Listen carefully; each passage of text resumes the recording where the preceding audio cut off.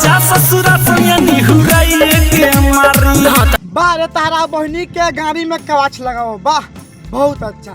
जा ससुरा सैया निहुराइए के मारी। ए भैया तहार गाना काहे ला खोजुआता? तू कौन भौजी के छोड़ दे बा?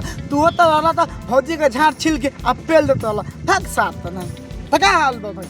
आज हम फिर से बात कर बानी विकी राज एंड शशिलाल यादव के। भाई आज के वीडियो बहुत गन फाल बा। ऐसे कहल चाहते कि वीडियो को पूरा देखो, बहुत मजा आई। वीडियो बनाने के बस एक ही मकसद बा, एक ही मकसद है आप सभी को दिल से हंसाने के लिए, ना किसी को दिल को ठेस पहुंचाने के लिए। तो वीडियो को पूरा देखम और देखला के बाद में भूल जाम।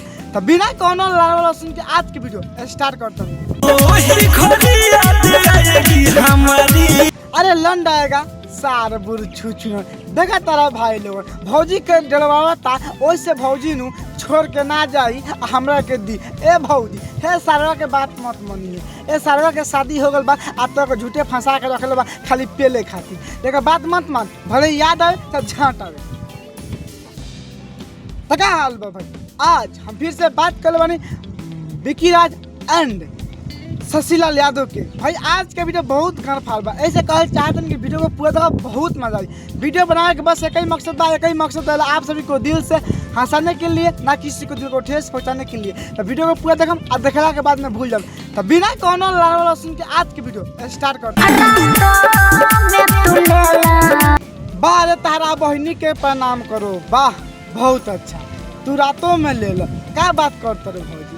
तो रात में ना ले तका दिन में ले कि बाद में भागे लगबू केवाड़ी खोल के। ए भैया तू सही कर तारा कि रात में लेता रहा। ए भौजी झाड़ छिले लू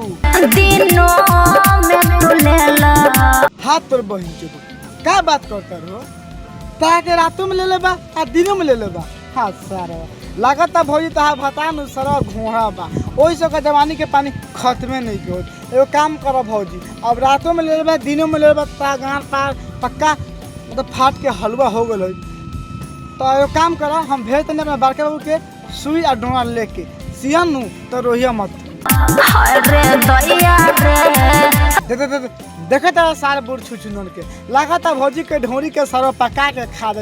ए भैया चंदर लाल भौजी के ढोरी में हिला के गिरा देना, भौजियो खुश तू खुश। तार बहिन के तो दिमाग खराब कर रहा था। भौजी के ढोरी चलता वो से अच्छा झाड़ छिलो।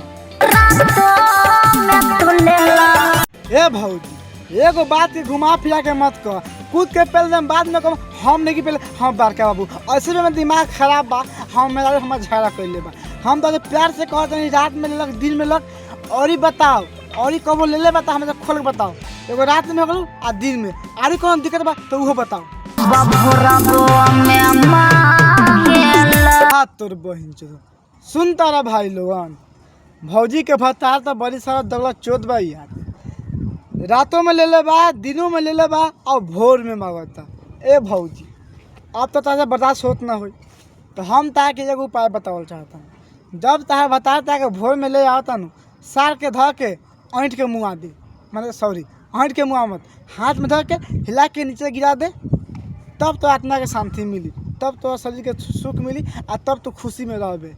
मतलब फिर भोर में दे ले तो कसम से कहता नहीं ऐसा पिलाई पेले नु कि हक देबू। बस भौजी बस सुन ले भाई लोगन, भौजी के साफ साफ कहने के मतलब बा कि का ये भत्ता तारा शर्म नहीं खे कि धुआं लेकर फानत रहा तारा। लेकिन भौजी के साथ कहे का मतलब ये है भाई कि जब भौजी के भत्ता बन भौजी के प्लस प्लस प्लस प्लस भौजी के परेशान कर दिले बा। अब भौजी अब चाहते कि ना देवे के, तो वैसे कहते भौजी का भत्ता तो शर्म थोड़ा भी नहीं किया कि तू घोड़ा लेकर फानता।